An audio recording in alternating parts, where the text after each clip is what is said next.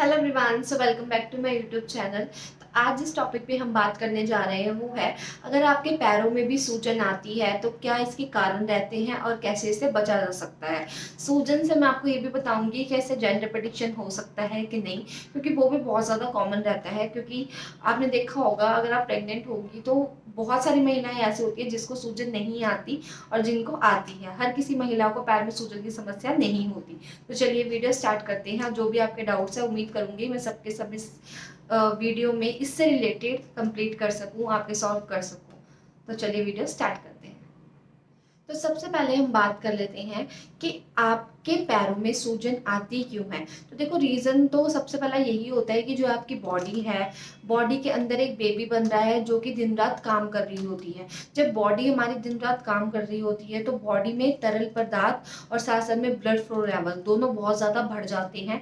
और ज़्यादा बढ़ने की जगह पर हमारे जो भी सॉफ्ट पार्ट होते हैं बॉडी में, चाहे वो हाथ हो, चाहे आपके पैर हो, चाहे आपकी बाजू हो, तो वहाँ पे आपको चेहरे पे भी और आपको हल्की हल्की सूजन दिखाई देती है। वो सिर्फ इसलिए ही होता है क्योंकि प्रेगनेंसी के टाइम पे बहुत ज़्यादा हार्मोन चेंजेस हो रही होती हैं, बहुत ज़्यादा हमारी बॉडी प्रिपेयर हो रही होती है एक छोटे से बच्चे को बनाने के लिए, जिसकी वजह से हमारी बॉडी को चाहिए होता है बहुत ज़्यादा ब्लड। और जब ब्लड आप एक पार्ट से दूसरे पार्ट को जाते हो तो उसकी जो मात्रा होती है वो बढ़ जाती है, सर्कुलेशन पावर बढ़ जाती है, जिसकी वजह से एक ब्लड को एक जगह से ज़्यादा बार एक ही जगह दुकान मतलब निकलने के चक्कर में वहां पे आपको सूजन महसूस होती है। अब हम बात कर लेते हैं कि सूजन कब से आना शुरू होती है। तो देखो, आपके थर्ड मंथ की प्रेगनेंसी तक तो आपको खुद को इतने सिम्टम्स नहीं महसूस हो रहे होते हैं अपनी बॉडी में, क्योंकि बच्चे की जो ग्रोथ होती है बहुत ज़्यादा छोटी होती है, तो आपके पेट को भी देखकर अंदाज़ा नहीं लगाया जा सकता। बट जब फोर्थ एंड फिफ्थ स्टार्ट होता है, मोस्टली फिफ्थ में आपको जो है सूजन आने की समस्या रहती है। वो बहुत सारे रीज़न के कारण रह सकती है। वो कभी आपके ज़्यादा खड़े रहने की वजह से रह सकती है, आपके खाने में पोटेशियम की कमी के कारण रह सकती है, आपका एक ही जगह पर बहुत ज़्यादा खड़े होकर काम करने की वजह से रह सकती है, उसके बाद मौसम पे बदलाव होने की वजह से रह सकती है, आपके अंदर सप्लीमेंट्स जो डॉक्टर फॉलिक एसिड टैबलेट वगैरह देते हैं उसकी कमी के कारण रह सकती है, आपके डाइट इशू के कारण रह सकती है। तो इन सब समस्याओं के कारण भी बॉडी में जो है आपके स्वेलिंग रहती है, जिसको सूजन भी कहते हैं ऑफकोर्स। अब हम बात कर लेते हैं कि क्या ऐसे उपाय हैं जिसको कर कर आप जो है अपने पैरों की सूजन कम कर सकते हो। क्योंकि देखो, आप भी जानते हो कि प्रेगनेंसी में आपको डॉक्टर बहुत सारी मेडिसिन प्रिस्क्राइब नहीं करते, क्योंकि सेफ नहीं होती हैं। तो आप अगर पेन को कम करना चाहते हैं, स्वेलिंग को कम करना चाहते हैं, तो आप इन घरेलू उपाय को कर सकते हैं। तो सबसे पहला तो है, एक ही पोजीशन में ज़्यादा देर तक खड़े ना हो या बैठे मत। क्योंकि जब हम एक ही पोजीशन में ज़्यादा देर तक खड़े होते हैं या बैठते हैं तो हमारे बॉडी के कई पार्ट्स में स्वेलिंग आ जाती है, उसमें से एक आपके पैर भी होते हैं। उसके साथ मैं बात करूं तो आपको खूब पानी पीना चाहिए, क्योंकि जितना आप अपनी बॉडी को हाइड्रेट रखेंगे, सबसे पहले तो आपका इम्यूनिटी फ्लूइड बैलेंस रहेगा, बच्चे तक जो है ब्लड सर्कुलेशन अच्छा रहेगा, साथ में आपकी बॉडी में भी जो है मतलब सूजन आने की समस्या नहीं होगी। दूसरा मैं बात करूं तो वो है, कोशिश करें कि आप जब सोती हैं तो करवट लेके सोए, एकदम सीधा ना सोए। उससे आपके बच्चे तक जो है ऑक्सीजन बढ़ती है, बच्चे को जो है न्यूट्रिएंट्स पूरे मिलते हैं, साथ साथ में आपके स्वेलिंग की समस्या भी कम हो जाती है। चौथा अगर मैं बात करूं तो आपको जो है थोड़ी एक्सरसाइज करनी चाहिए। एक्सरसाइज डजंट मीन कि आप हैवी वेट उठा लो। एक्सरसाइज मतलब आप सेफ एक्सरसाइज करो, थोड़ा सा चलो फिरो, अपनी बॉडी को एकदम रिलैक्स होकर भी नहीं छोड़ देना। क्योंकि महिलाएं क्या करती हैं, प्रेगनेंसी को एक बीमारी समझ लेती हैं और 24 घंटे लेटी रहती हैं। तो जितना आप चलेंगे फिरेंगे, आपकी बॉडी उतना ही एक्टिव रहेगी और आपको सूजन की समस्या कम होगी।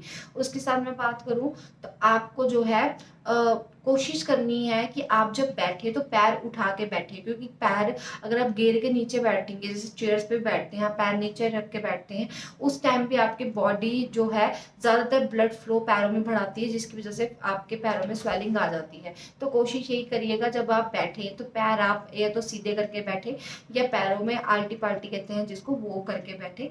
वो आपके लिए ज़्यादा सेफ रहेगा, उससे आपको स्वेलिंग भी नहीं आएगी। अगला है आपका जो लाइक मोस्टली रहता है कि देखो ये तो हम कर ही रहे हैं, बट ऐसा क्या करें जो हमारे डे टू डे लाइफ में हम इंक्लूड करें और आपको स्वेलिंग कम हो।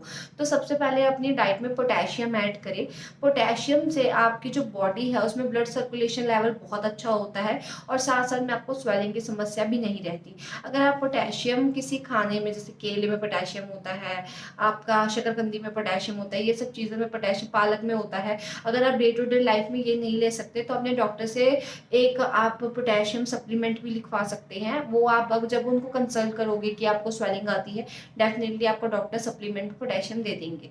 अगर आप क्या नाम है, मल्टीविटामिन कहते हैं, उसमें ऑलरेडी पोटेशियम होता है, बट अगर आपकी बॉडी को ज़्यादा नीड होगी तो डॉक्टर आपको अलग से भी लिख के दे देंगे। तो ये तो थी आज की वीडियो। उम्मीद करती हूँ, ओ ना ना ना, ये वीडियो यहाँ खत्म नहीं हो सकती, क्योंकि सबसे मेन टॉपिक तो हमारा रह गया जो था जेंडर प्रेडिक्शन। देखो जेंडर प्रेडिक्शन बहुत ज़्यादा सुनते ही हंसी आती है कि क्या बच्चा होने से पहले पता लगा सकते हैं कि ऐसा है या नहीं। तो सिंपल सी बात है, इसका जवाब है हाँ। क्योंकि पैरों में सूजन सिर्फ उन्हीं को आती है जिन्होंने बॉय कंसीव कर रखा होता है। ये मैं खुद नहीं कह रही, ये भी रिसर्च में कहा गया है। और अगर आप इसको चाहे तो गूगल पे भी पढ़ सकते हो, क्योंकि मैंने भी बहुत ज़्यादा ये पढ़ने के बाद ही आपको ये क्लेम किया है। और मुझे जो थी बेबी गर्ल थी, मुझे बिल्कुल स्वेलिंग नहीं आई थी पैरों में, जबकि मैं घर का पूरा काम करती थी। और मैं आपको ज़रूर बता रही हूँ कि आप एक मतलब कह सकते हैं कि बैठे ना रहें या खड़े ना रहें। बट देखो, जिस औरत को सारा काम करना पड़ता है उसको बहुत कुछ देखना पड़ता है, उसके बाद भी अगर आपको स्वेलिंग नहीं रही तो आप समझ सकते हो कि आपने क्या कंसीव किया होगा। तो ये वीडियो यही खत्म करती हूँ। उम्मीद करती हूँ आपको जो मैं समझाना चाहती थी आपको समझ आ गया होगा। तो अब मिलते हैं आपसे अगली वीडियो में, तब तक के लिए बाय बाय।